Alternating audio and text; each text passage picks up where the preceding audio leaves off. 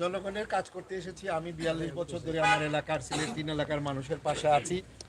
আজকে আমি এখানে সিলেট বিমানবন্দরে এসে আমার পুণ্যভূমি, আমার হযরত শাহজালালের এই পুণ্যভূমি সিলেটের জন্মস্থান, আমার এই জন্মস্থানে এসে আমার কাছে মনে হচ্ছে যে বিগত ৪২ বছরে মানুষের যে ভালোবাসা, মানুষের পাশে সুখে দুঃখে থেকেছি, ইনশাল্লাহ এবার মানুষ হয়তো আমাকে একটা সুযোগ দিবেন। সিলেট ৩ আসনে এবার ইনশাল্লাহ লাঙ্গল বিজয় লাভ করবে, এই প্রত্যাশা রেখে আল্লাহ যেন আমাদেরকে সহযোগিতা, আল্লাহ যেন আমাদের সাহায্য করেন। এবং আমি দেশে বিদেশে প্রবাসী যারা আছেন এবং বাংলাদেশে যারা আছেন এবং আমাদের সিলেট পাশে যেখানে যে সিলেট 3 আসনের যারা আছেন সকলের কাছে আমি ভোট প্রার্থী, দোয়া প্রার্থী এবং আপনাদের সহযোগিতা প্রার্থী। আজকের এখান থেকে আমি আপনাদের কাছে প্রত্যাশা করি যে এবারে যেন আপনারা একটা সুযোগ দিবেন। দীর্ঘ ৪২ বছর আমি মাঠে ময়দানে আছি, আশা করি আল্লাহর রহমতে এবার আপনারা আমাকে একটা সুযোগ দিয়ে সংসদে গিয়ে সিলেটবাসী এবং আমার এলাকা সিলেট 3 এলাকার মানুষের উন্নয়নে কাজ করতে পারি, এটা আমার প্রত্যাশা। আল্লাহ যেন আমাদের সাহায্য করেন। আসসালামু আলাইকুম।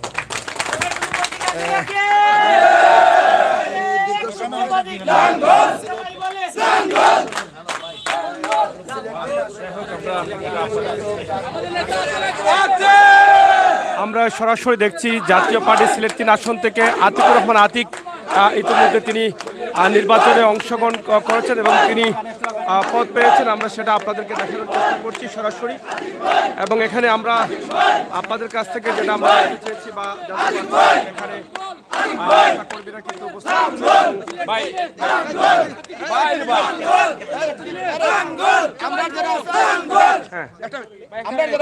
তারা টিভি চ্যানেল যারা তারা লইল। আচ্ছা আদিক ভাই, আপনার শুভকামনা আপনার জন্য। আপনি তো বিগত সময়ে 2000 উপনির্বাচনে অংশ নিয়েছিলেন এবং এখন আরেকটা নির্বাচনে অংশ নিচ্ছেন। আসলে আপনার টার্গেটটা কি আসলে, বা নির্বাচনের পরিস্থিতি সব মিলিয়ে আপনাকে জানতে চাচ্ছি।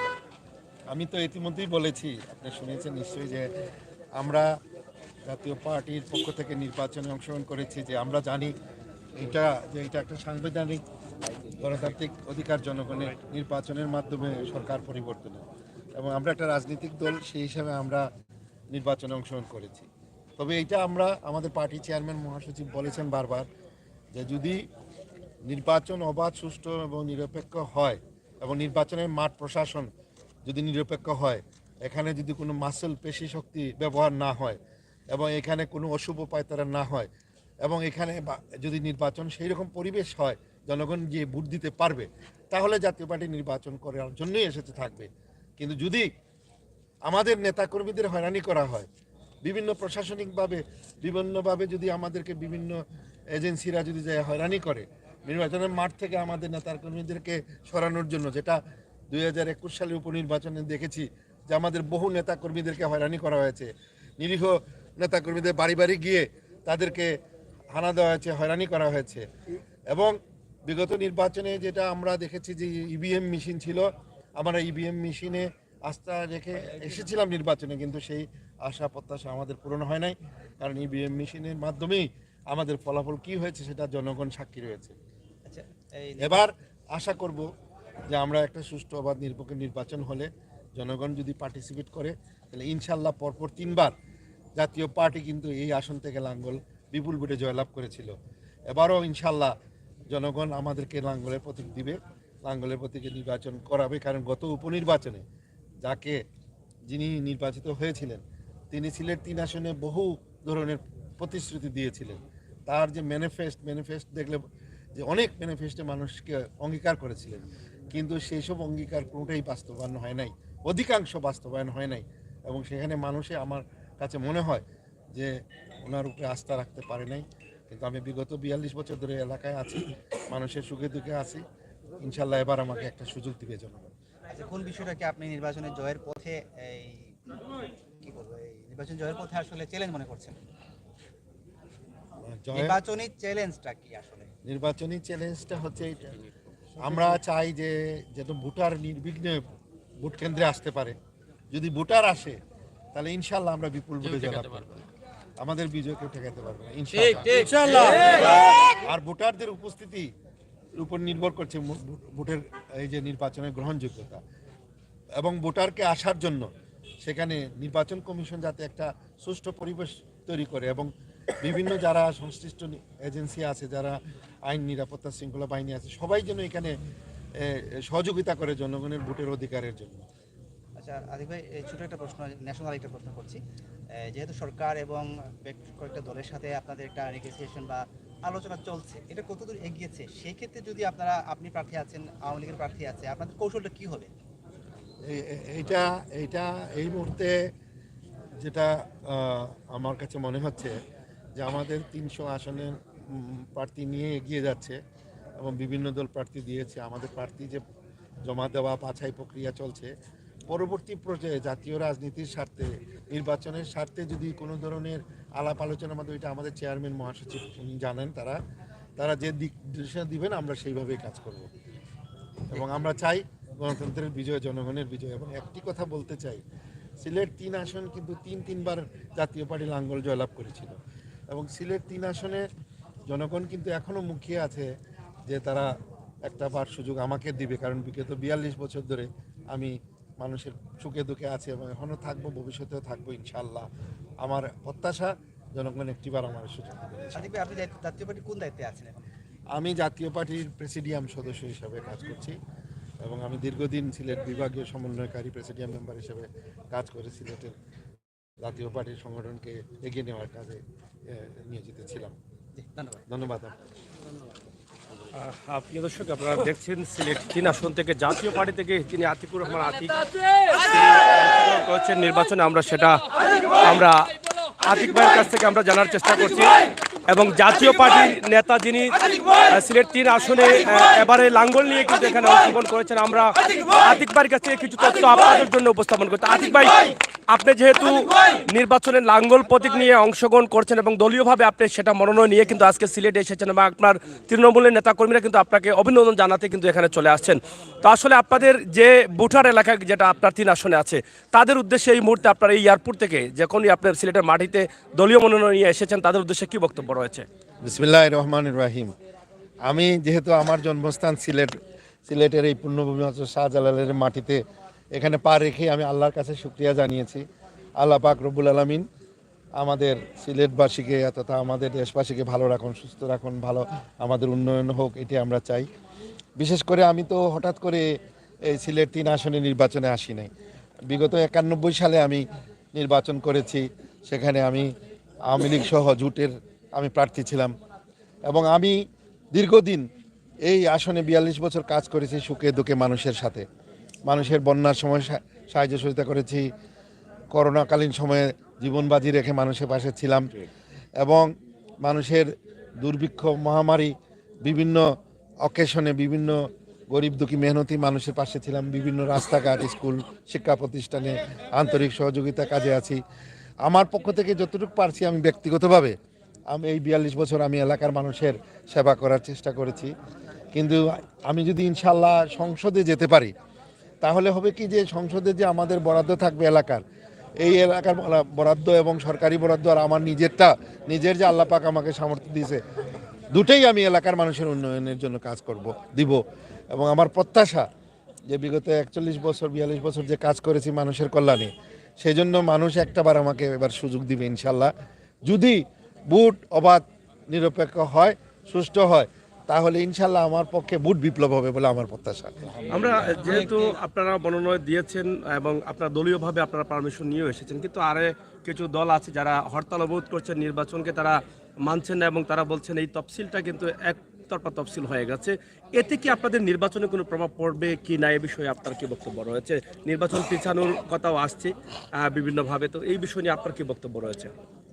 দেখুন, আমি এটা একটা জাতীয় ইস্যু, তবে বিরোধী দল যে আন্দোলন করছে, সংগ্রাম করছে, সেটা ওনাদের এজেন্ডা হচ্ছে মানুষের ভোটের অধিকার, মানুষের পিপুলস রাইট অফ ভোটিং।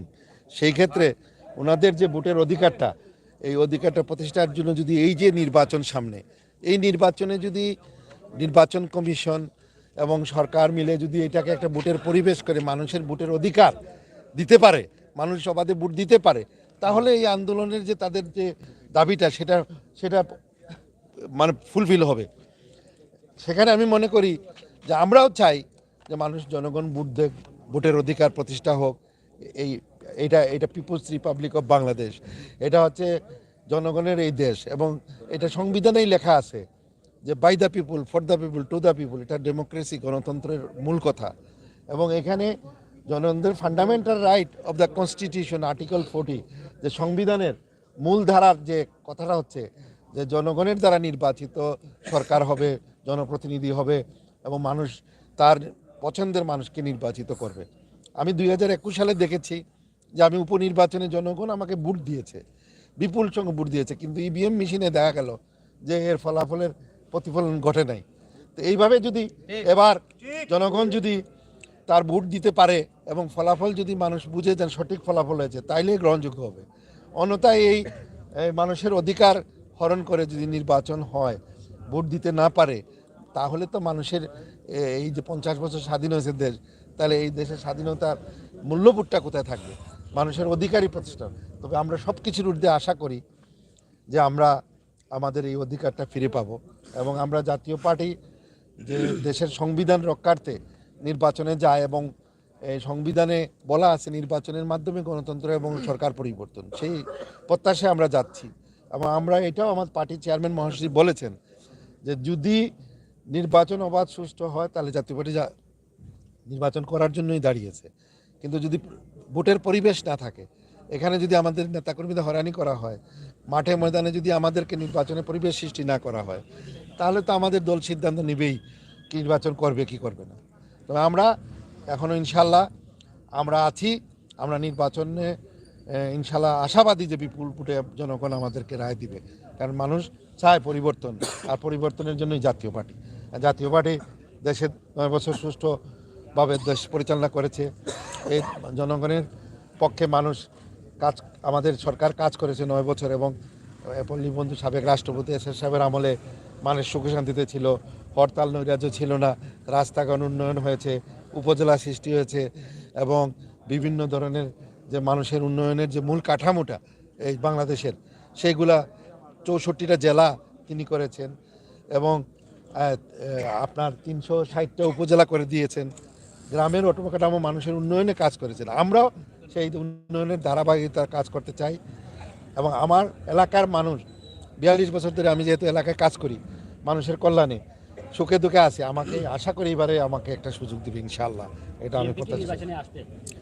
আমরা আশা করেছিলাম যে বিএনপি নির্বাচন করবে এবং আসবে, কিন্তু বিএনপিকে আনার এই নির্বাচনে তারা যে চাচ্ছে যে অবাধ সুষ্ঠু নির্বাচনে এবং তারা চায় যে একটি দাবি তাদের, সেটা হচ্ছে যে তত্ত্বাবধায়ক সরকার বা নির্বাচনকালীন সরকার। এই নির্বাচনকালীন সরকার তাদের, এটা আওয়ামী লীগ বলতেছে যে এখানে সংবিধান অনুযায়ী নির্বাচন হবে। সুতরাং এইটা তো বিরাট একটা বিষয়, জাতীয় বিষয়, যে এটা আমি বারবার আমি টকশোতে গেলে বলতাম যে সব দলের অংশগ্রহণে নির্বাচন চাই, সুষ্ঠু অবাধ নির্বাচন চাই, মানুষের ভোটের অধিকার চাই, এবং সেই জন্য আমাদের সংলাপ প্রয়োজন, সব রাজনৈতিক দলের সংলাপ, এবং সেই সংলাপের মাধ্যমে সমাধান। বিশ্ব যুদ্ধ যখন টেবিলে বসে সমাধান হয়, তাহলে আমাদের নিজেদের রাজনৈতিক দলের যে সমস্যাগুলো নিজেদের মধ্যে আলোচনা করে সমাধান করা। বিএনপি নির্বাচনে আসলে আমার মনে হয় ভালো হতো, এবং সেখানে তারা হয়তো পাচ্ছে না, এখানে তারা নিশ্চয়তা পাচ্ছে না যে ভোটে গেলে এখানে তারা সঠিকভাবে সুষ্ঠু অবাধ নিরপেক্ষ নির্বাচন হবে কিনা। তো সেই ক্ষেত্রে আমরা আসছি, আমরা মনে করি যে আমরা আশা করতেছি অবাধ সুষ্ঠু নিরপেক্ষ নির্বাচন, কিন্তু সেইরকম অনুকূল পরিবেশ না হলে, এবং যদি সেই রকম যদি আমরাও দেখি যে আমাদের নেতাকর্মী বা আমাদেরকে সুষ্ঠু নির্বাচন করার অন্তরায়, তাহলে আমার পার্টির চেয়ারম্যান মহাসচিব বলেছেন তারাও দেখবেন যে নির্বাচনে আগামী 17 তারিখ সম্ভবত আমাদের নির্বাচনের ফাইনাল তফসিলের অনুযায়ী প্রত্যাহারের, সেই ক্ষেত্রে ওনারা ভেবে দেখবেন কি করণীয়। আমরা দলের চেয়ারম্যান মহাসচিবের নির্দেশনায় কাজ করছি। আমি দল থেকে মনোনয়ন পেয়েছি সিলেট 3 আসনে নির্বাচনের জন্য। সিলেট 3 আসন বারবার লাঙ্গল প্রতীক জয়লাভ করেছে 3-3 বার। আমরা আশা করবো এবারও কারণ আমার সাথে যে যিনি ছিলেন নির্বাচনে, আমি প্রতিজ্ঞা করেছি, জয়লাভ করেছিলেন আগে জনাব মাহমুদ সামাদ কোয়েস সাহেব, তার রুহের মাগফিরাত কামনা করি, উনি দুনিয়াতে বেঁচে নেই। উনি আর আমি সেই 91 থেকে নির্বাচন করেছি এবং সেখানে মাহমুদুর সামাদ সাহেব ওনার পরলোক গমন করার পরে এখন যিনি সিলেট 3 আসনে আসছেন উপনির্বাচনে, ওনার অনেকগুলো প্রতিশ্রুতি ছিল, ম্যানিফেস্টো ছিল নির্বাচনের আগে এলাকার, কিন্তু মানুষ গত 2 বছরে সেই সকল ম্যানিফেস্টো বাস্তবায়ন হতে দেখে নাই, অধিকাংশ ম্যানিফেস্টো বাস্তবায়ন হয়নি। তাই মানুষ আস্থা যে এবার আমরা আতিক ভাইকে দেই এবং উনি পরীক্ষিত 42 বছর ধরে মাঠে ময়দানে আছে এবং ইনশাল্লাহ আমাকে সুযোগ দিলে আমি আমার সিলেট 3 আসন এলাকার মানুষের মুখে হাসি ফোটাবো। আল্লাহর মেহেরবানিতে আপনারা দোয়া করবেন, সকলের কাছে আমি দোয়া প্রার্থী। আসসালামু আলাইকুম। কথা বলছিলাম জাতীয় পার্টির প্রেসিডিয়াম সদস্য আতিকুর রহমান আতিক, সিলেট 3 আসন থেকে যিনি নির্বাচনে অংশগ্রহণ করবেন এবং দলীয়ভাবে মনোনয়ন নিয়ে তিনি ইতিমধ্যে সিলেটে আগমন করেছেন। তো প্রিয় দর্শক, আমরা আপনাদের কাছে উপস্থাপন করলাম আতিকুর রহমান আতিক যে বক্তব্য দিয়েছেন দেশ এবং সিলেটের 3 আসনের মানুষের উদ্দেশ্যে যে কথাগুলো বলেছেন, অবশ্যই সেটা শুনে আপনারা আপনাদের মতামত কমেন্ট বক্সে লিখবেন। আমরা আশা করছি আপনারা আমাদের সাথে থাকুন। আমরা চেষ্টা করব সবসময় আপনাদেরকে নির্বাচনী সকল তথ্য আপনাদের কাছে উপস্থাপন করার জন্য। আমাদের আজকের লাইভটি সরাসরি সিলেট এয়ারপোর্ট থেকে, আজকে সারাদিনই কিন্তু আপনারা দেখেছেন আওয়ামী লীগের নেতাকর্মীরা কিন্তু সিলেট এয়ারপোর্টে এসে পৌঁছেছেন এবং নেতাকর্মীদের ভিড় ছিল সিলেট এয়ারপোর্টে। তাছাড়া এখানে আপনারা দেখেছেন জাতীয় পার্টির নেতাকর্মীরাও কিন্তু আসছেন এবং বিশেষ করে সিলেট 3 আসন থেকে সিলেট 3 আসনের বিগত নির্বাচনে যিনি লাঙ্গল প্রতীক নিয়ে নির্বাচনে উপনির্বাচন সহ মাহমুদুস সামাদ কয়েস এমপি মহোদয় থাকা অবস্থায় তিনি নির্বাচনে অংশগ্রহণ করেছিলেন এবং 3বার সেখানে বলছেন যে জাতীয় নির্বাচন থেকে সংসদ সদস্য ছিলেন লাঙ্গলের। এবারও তিনি আশাবাদী যে লাঙ্গলের প্রতীকে জয় হবে এবং তিনি যদি সুস্থ অবাধ নির্বাচন হয় তাহলে অবশ্যই তিনি বিজয় লাভ করবেন, সেই আশা প্রত্যাশা রাখছেন এবং সিলেট 3 আসনের যত সদস্য ভোটাররা আছেন প্রত্যেকের সুদৃষ্টি কামনা করছেন এবং তিনি বলছেন যে এবার ভোট দিয়ে মানুষের সহযোগিতা করার বা মানুষের খেদমত করার সুযোগ দান করেন, সেটাই কিন্তু তারা ইতিমধ্যে প্রার্থনা করেছেন। তো প্রিয় দর্শক, আমরা সরাসরি আপনাদেরকে সিলেট ওসমানী বিমানবন্দর এলাকা থেকে ভিআইপি গেট থেকে এই লাইভটি আপনাদের কাছে উপস্থাপন করলাম। আপনারা যারা দেশে আছেন বিদেশে আছেন অবশ্যই আমাদের সাথে যুক্ত রয়েছেন, আপনারা আমাদের চ্যানেলগুলোকে লাইক এবং সাবস্ক্রাইব করে রাখবেন যাতে আমরা আপনাদেরকে সকল তথ্যমূলক ভিডিও উপস্থাপন করতে পারি, সেই প্রত্যাশা রাখছি।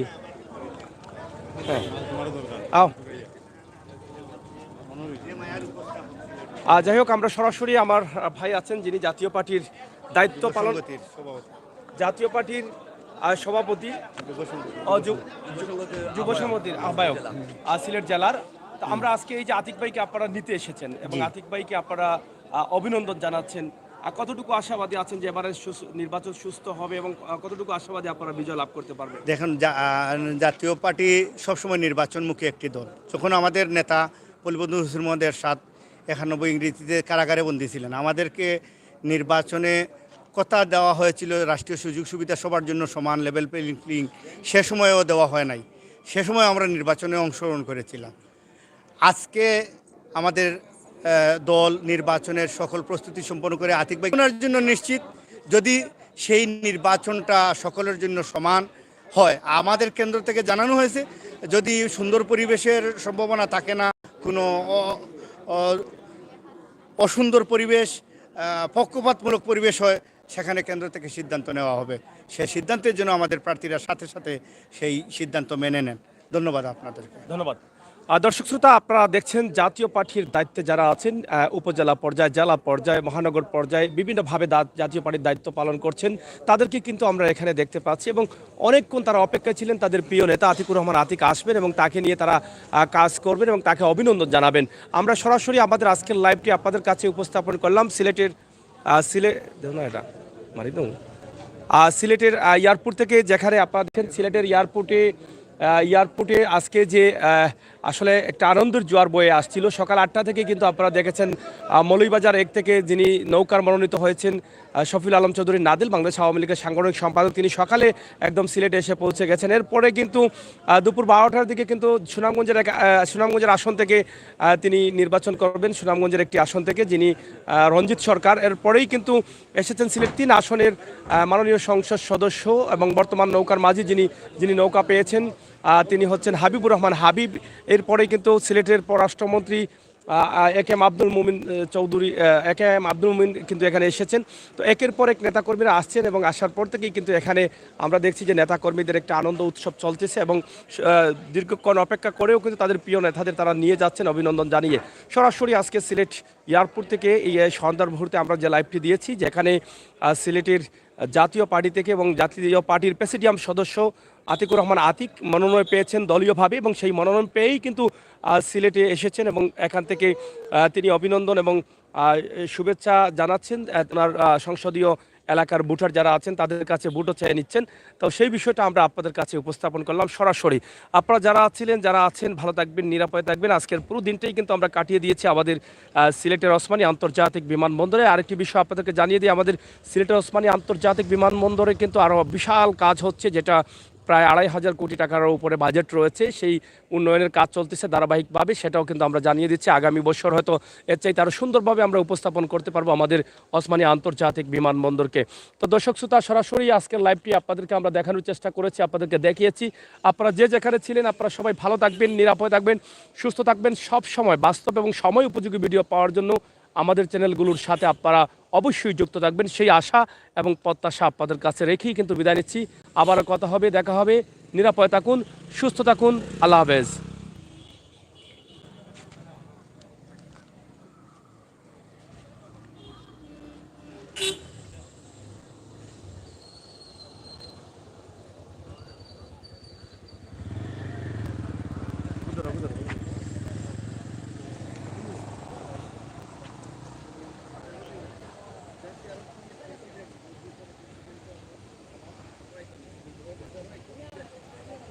দর্শক দেখতেছেন গাড়ি বহর বের হচ্ছে।